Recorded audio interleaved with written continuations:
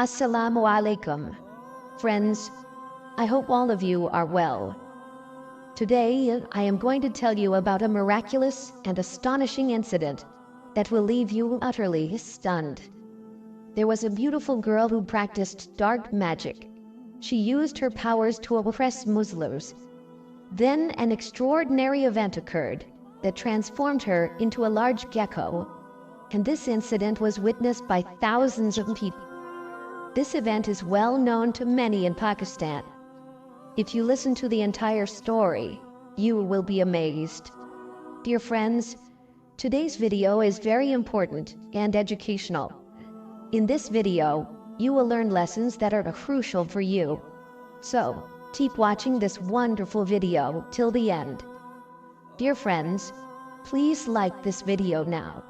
And for more Islamic videos, subscribe to our channel and press the bell icon.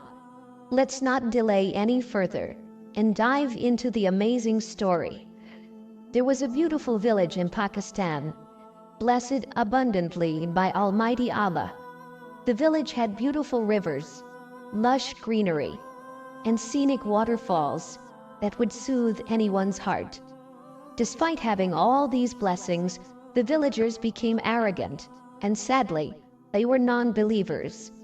Being extremely wealthy, they would boast about their riches as they had no shortage of wealth. The village was complete with dense forests and cities.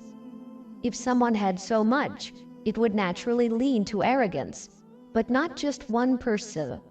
Almost everyone there was rich, except for a few Muslims who were very poor and had little wealth. As a result, the non-believers often insulted and humiliated the Muslims. The village had more non-believers and very few Muslims.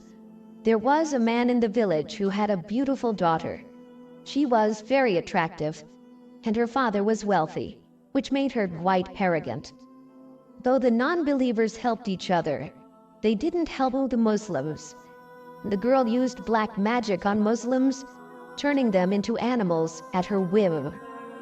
The Muslims were very annoyed by her actions, as she kept them like slaves, making them work. And if anyone disobeyed, she would control them with her magic. No one stood up for these few Muslims who were suffering more and more each day. As the girl's oppression increased, an elderly man prayed to Allah, "O Lord of the worlds, save us, the few Muslims remaining. The sorceress has poisoned our lives, and we have no one to help us. We lack both money and physical strength. Now, Allah, please provide a solution that is both powerful and can destroy the sorceress's powers." Allah heard the elderly man's prayers and sent one of his people to the village. This person did not come to the village by chance. Rather, a strange event occurred. While the elder was walking through the forest, a poisonous snake appeared from nowhere. He could have used his power to kill the snake, but he didn't because it was sent by Allah. Instead, the snake bit him, and he fell unconscious. When his companions saw his condition, they carried him home, and all the non-believers gathered, crying and despairing over their leader. The girl, seeing her father's condition, called many snake charmers and healers, but surprisingly, none could remove the poison. The poison spread throughout his body, and no one could remove it. He was very knowledgeable, but still, he could not remove the poison from his body. Despite all his wealth and knowledge, he was unable to cure himself. Every snake charmer that day failed to remove the poison from the leader's body. At that time, a dervish arrived in the village, sent by Allah. The dervish came to the elder's house and knocked on the door. The guards asked what had happened and who he was looking for. The dervish replied that he had heard their leader had been bitten by a snake and that no one could cure him. The guards were skeptical, asking how he knew about it and noting that they had never seen him before. Then the Allah man of Allah, explained that he had heard their pundit had been poisoned by a snake and no one could cure him. The guards questioned his identity again, and he replied that he was a healer who had come to treat him. They looked at his dirty clothes, which made him appear to be a poor man. They told him that many healers had been brought in from far away because they could afford them, questioning why he, a poor man, would treat their leader. The dervish insisted that if they wanted their leader to survive, they should let him in. The guard decided to get permission and then told the pundit's daughter about the man outside who looked like a beggar but claimed he could cure the pundit. She agreed to let him in. When the dervish entered, the pundit was writhing in pain from the poison and repeatedly hitting his legs on the bed. The dervish sat down by his legs where the snake had bitten him and suddenly spat on the bite mark and quickly left. The pundit's daughter and the guards were shocked. They couldn't understand what kind of madman would come to treat someone and then spit on the wound instead of treating it. The daughter was furious, thinking about the disrespect shown to her father, the village leader, by this man. Everyone started chasing the dervish to catch him, but they couldn't. That's when the girl tried to use her black magic to turn the man into an animal. But something astonishing happened. The spit that the Allah had left on the pundit's leg started to cure him as it was wiped away. Instead of wiping it off, the healers applied it more thoroughly to the wound. Seeing this, the pundit's daughter screamed, questioning why they were applying more spit instead of cleaning it off her father's body. The healer gestured for her to be quiet and wait. It turned out that as they applied the spit more thoroughly, the poison subsided, and the blue coloration from the poison began to fade. The leg that had been in so much pain returned to normal, and the blue discoloration completely disappeared. The pundit was able to stand up again. When he heard about the dervish's action of spitting, he said, "That man is my guru. You call him mad, and how could you let him leave from here? Please bring him back to me. He has done me a great service, and I want to repay him." Following the pundit's orders, everyone went out to look for the dervish, but couldn't find him anywhere. One day, a man was seen praying under a tree in the forest. The guards wondered what he was doing there and what kind of worship it was. They saw him prostrating before someone, not understanding whom he was prostrating to, as they bowed their heads only before their Lord. According to the pundit's instructions, the dervish was brought to the pundit's court. The pundit asked who he was and where he had come from. Then the Allah explained that he had come from a far place to the village to treat the pundit for the snake bite. He had spat on the wound and then run away. The pundit recognized him and apologized for the poor treatment he had received from his guards. He asked for forgiveness for himself and everyone else, acknowledging that he was alive because of the dervish. He asked the dervish to forgive them all. The pundit then offered the dervish a beautiful horse as a gift, along with expensive clothes, asking him to accept them.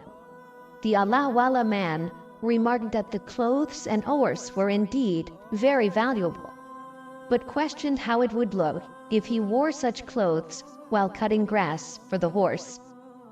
The pundit assured him not to worry, as he would be provided with a caretaker for the horse. The dervish then wondered aloud if he was expected to live luxuriously with all these gifts. The pundit, seeing his daughter there, then offered to marry her to the dervish. However, he had one condition. In exchange for all these gifts, the dervish would have to abandon his lord, whom he considered his god. They had seen him worshipping Allah, and he would not be able to continue doing so. he would have to renounce his Muslim faith. The dervish proudly declared that he was proud to be a Muslim and asked the pundit to keep his wealth, daughter, and everything else to himself. He stated that he could not forsake Allah for mere worldly possessions. If he had to forget Allah for such trivial wealth, life would have no value. He would rather give up his life than his faith. How could he forget his Creator for some money? How could he abandon his faith for a few days of comfort in this life, forgetting about the life hereafter, where he would receive everything without any suffering?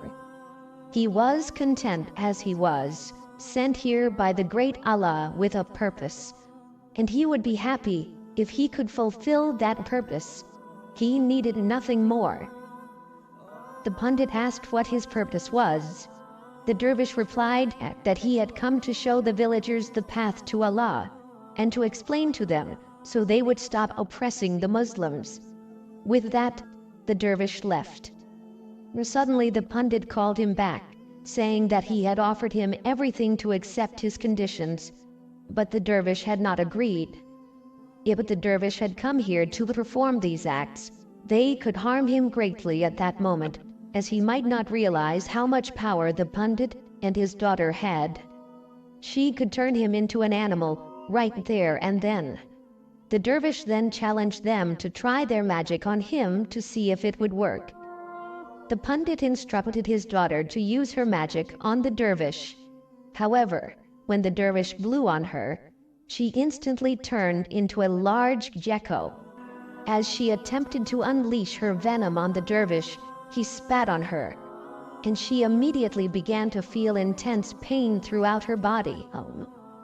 At that moment, the pundit came forward, fell at the dervish's feet, and begged for forgiveness. He admitted that he had underestimated the dervish's power and pleaded for his daughter to be healed. He promised that if his daughter recovered, he and his daughter, along with all the present villagers, would convert to Islam. The dervish responded that he was not forcing them to convert to Islam. His mission was to stop the oppression of Muslims by explaining and showing them the path of Allah. Our religion does not advocate compulsion. The pundit then expressed his willingness to stop all forms of oppression if his daughter could be restored to her human form.